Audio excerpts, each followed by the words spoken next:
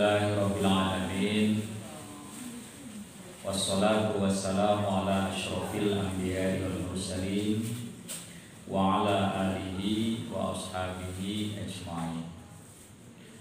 Rabbi shrah li sadri wa yassir li amri wahlul 'uqdatam min lisani yafqahu qawli.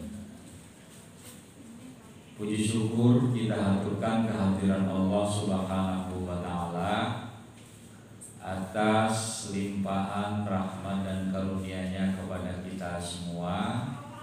Pada malam ini kita telah dapat hadir bersama-sama di tempat ini ya, dalam rangka pengajian ya, pengganti acara Mengerti Dusun di tempat yang sangat nyaman ini. Pawang hujannya berhasil berjawab. Dari kemarin selamat pada pawangnya.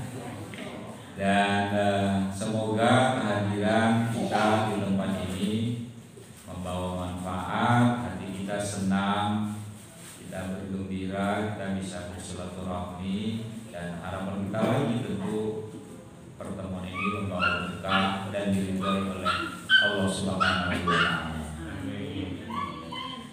Salawat dan salam tak lupa pula kita haturkan kepada junjungan kita Nabi Muhammad sallallahu alaihi wasallam. Semoga kita semua yang menjadi pengikutnya senantiasa konsisten menjalankan syariat Islam yang telah beliau bawa untuk kita semua. Dan sebagai manusia memang ada 3 hal yang mempengaruhi kita, Bapak Ibu. Jadi saya, Bapak Ibu semua, adik-adik itu dipengaruhi oleh 3 hal. Yang pertama itu adalah lingkungan keluarga. Lingkungan. Kalau keluarga kita itu keluarga orang baik-baik yang mengajarkan kita tata krama yang baik, berbahasa yang santun, berbahasa yang baik, itu anak-anaknya akan diikuti.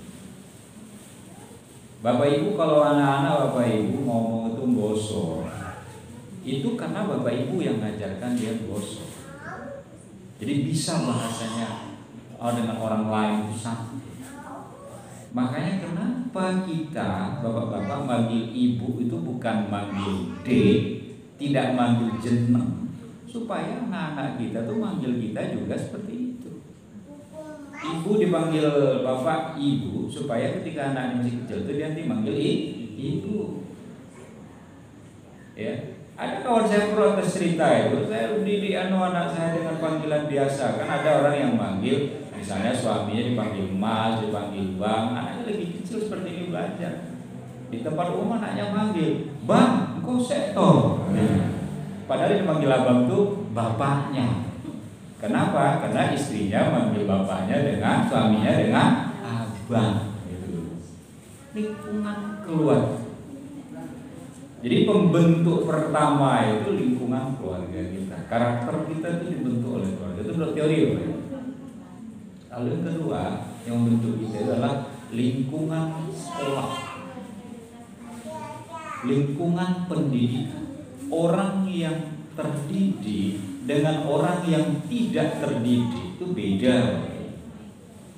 Cara bicaranya juga beda. Ya. Orang terpelajar dengan orang yang tidak terpelajar itu beda tata bicaranya dia. Makanya kenapa kita menyekolahkan anak kita itu supaya dia terpelajar. Karena di sekolah itu anak-anak diajari tidak hanya membaca, menulis, tapi etika. Mereka juga belajar tentang kehidupan mereka, pengetahuan umum mereka, dan pengetahuan agama mereka. Sehingga kita menginginkan anak-anak kita itu belajar dengan baik. Bahkan kita rela membayar sekolah itu mahal. Nah, lalu yang ketiga yang mempengaruhi kita itu apa Bapak Ibu? Lingkungan tempat tinggal kita. Kalau kita berada di lingkungan yang baik, maka dipastikan insya Allah kita baik. Tinggal di mana? Sana itu kayak gento nih, gitu. apa berkah itu. Pawangnya silang. Kalau secara keluar kamu tuh Pak, ibu ya, gila ya. Nah, jadi lingkungan itu sangat mempengaruhi kita. Sebagian bukan kita ya, membuang sampah peduli. Kali oleh. Jadi buang sampah itu enak aja tuh, buang sampah di kali.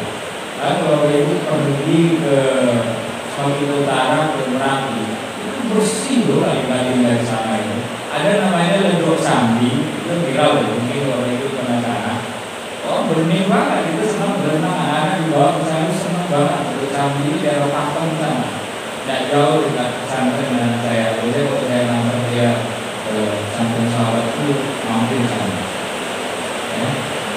Tapi begitu ke bawah sini, airnya itu jernih yang butak kan? Kayak ngomong kita lihat, kobe kita lihat, limbah-limbah yang dibuang itu langsung ke sungai. Padahal di sungai itu ada habitat, hewan-hewan air di situ. Ada sumur di pinggir sungai itu yang bisa tercemar.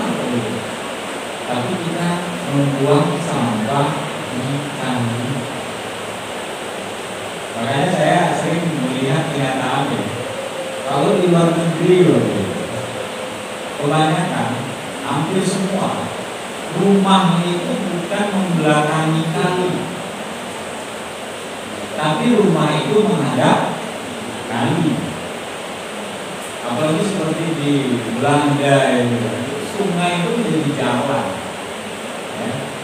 Di Venesia, Itali, itu sungai itu menjadi tempat lalu lintas dan tidak ada sampah. Kalau ada di antara kita membuang sampah sembarangan dan membuang sampah itu di kali, itu di kali depan kita masih saya pahami dan tetangga kita buang sampah. Nah ini beda. Ada orang satu plastik loh, ada yang saya ke kampung itu plastik dibuang gitu. Itu pola hidup yang salah. Ketika kita membuang sampah, mengotori lingkungan kita, padahal kita hidup di lingkungan. Makanya Bapak Ibu, dalam surat Ar-Rum ayat 1 Allah berfirman, Zaharul fasadu fil barri wal bahri bima kasabat aydin nas. Kata Allah, bahwa nyata kerusakan di darat maupun di laut itu karena ulah manusia. Di jalan-jalan masih aja kadang-kadang orang kayak mobil tuh, pakai mobil makan pisang makan apa di situ buang.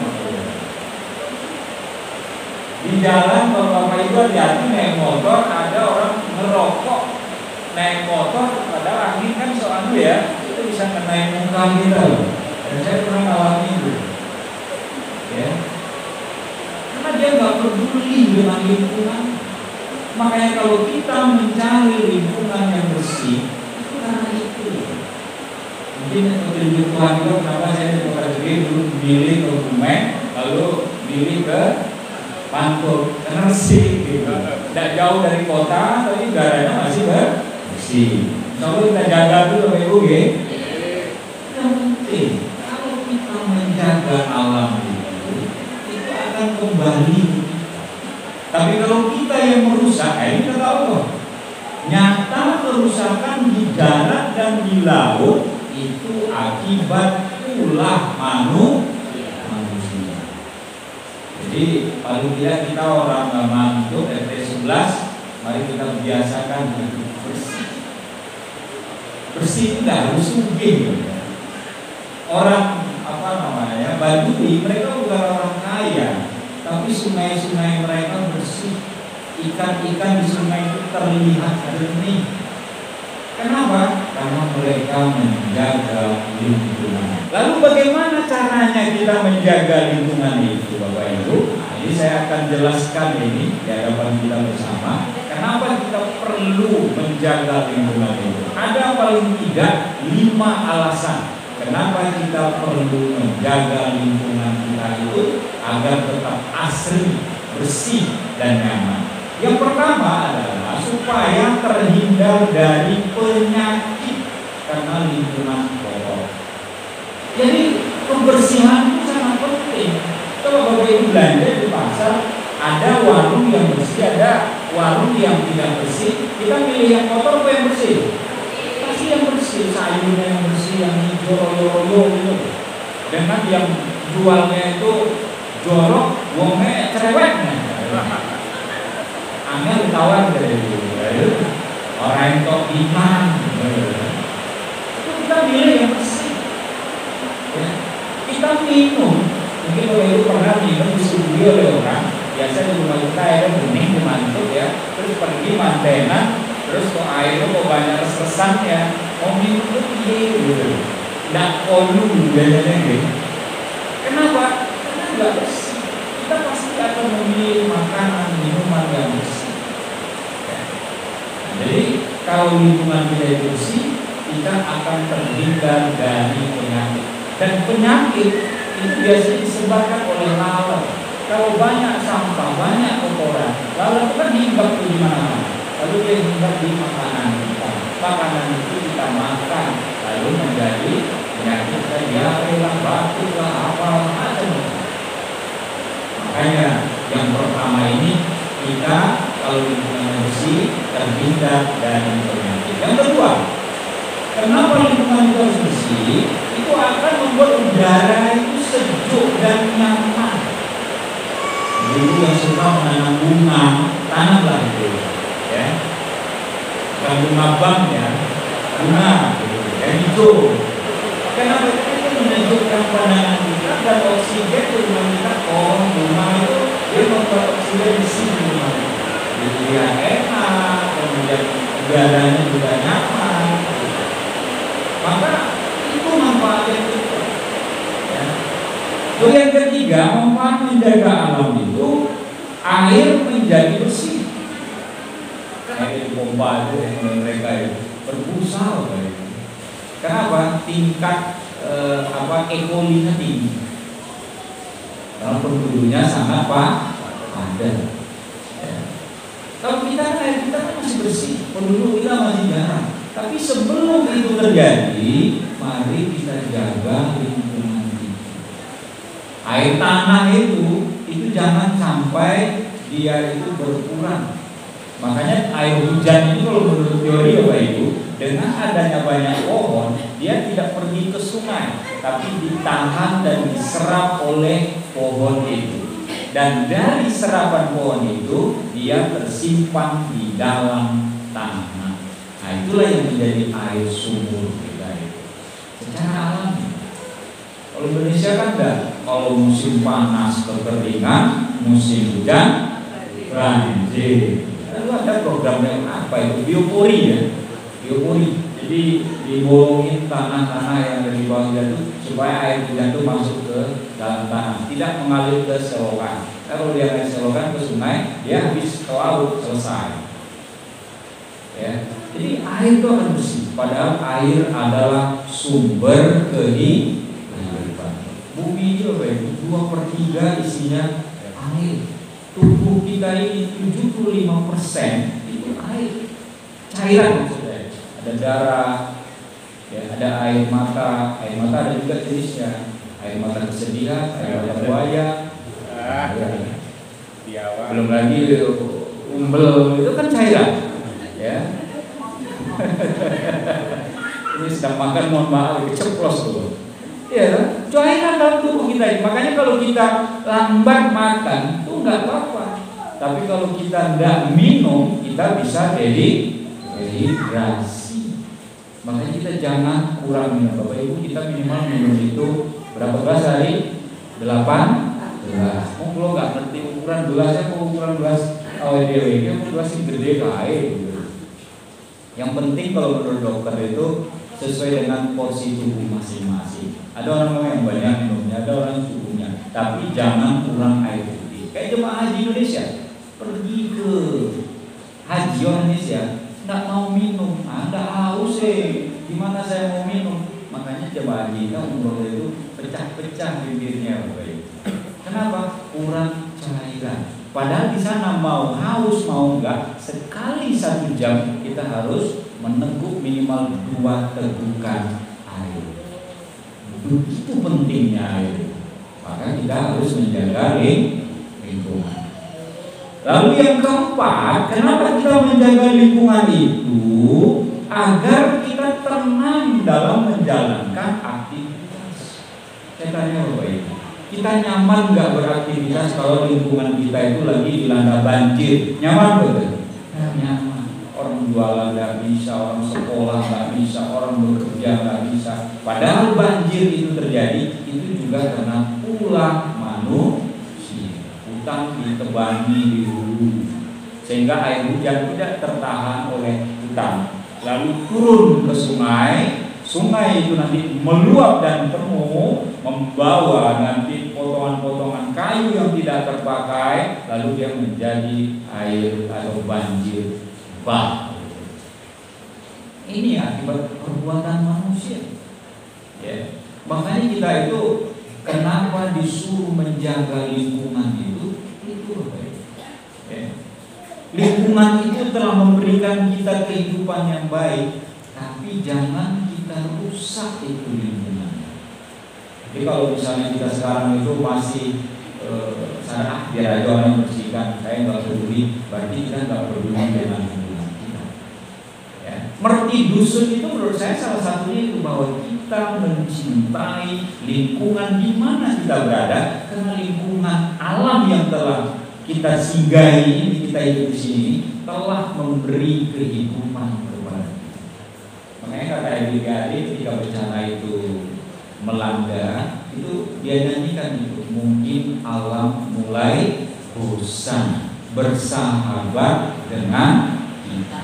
Mungkin alam mulai bosan bersahabat dengan kita. Pernah dengar lagu itu Pak Edi? Kalau yang ngerti Pak Edi itu ya. Nah, jadi ini karena kita itu tidak menjaga alam. Seperti itu sebetulnya ada bagaimana alam telah memberi kehidupan kepada kita. Feedbacknya apa? Kita kembalikan apa? Kita jaga itu alam. Makanya dikatakan alam ini adalah titipan anak cucu. Kita yang sekarang dititipkan untuk menjaganya. Buat siapa? Buat mereka. Jangan dipikirkan, ya siswa anakku itu ya terserah. Cuma dia aku jadi pena gitu. Berarti kita tidak eman kepada anak. Yang terakhir Bapak Ibu, kenapa kita menjaga alam itu? Supaya kualitas udara bersih. Bapak Ibu, kalau kita bernapas di tempat yang kotor, rasanya napas itu sesak. Tapi kalau kita bernapas di tempat yang sejuk, yang hijau, yang bersih, rasanya itu tenggorokan kita ketika mengisi udara itu, paru-paru kita itu sejuk. Jadi kalau ada bapak-bapak yang merokok, pastikanlah tidak merokok di tempat yang orang di situ. Misalnya perokok pasif itu juga bahaya loh Pak. Iya kan? Bagi bapak-bapak ahli hisab maksud saya. Ini bukan berarti saya Pak RT nggak merokok. Itu lingkungan. Kalau kita merokok, di situ udara bersih itu jadi kotor Bapak. Terhisap oleh kualitas udara itu menjadi tidak baik. Padahal kita itu hidup itu menghirup udara yang dalamnya ada oksigen. Kalau oksigen kotor dan tidak bersih, maka itulah yang akan membuat kita punya penyakit, khususnya penyakit paru.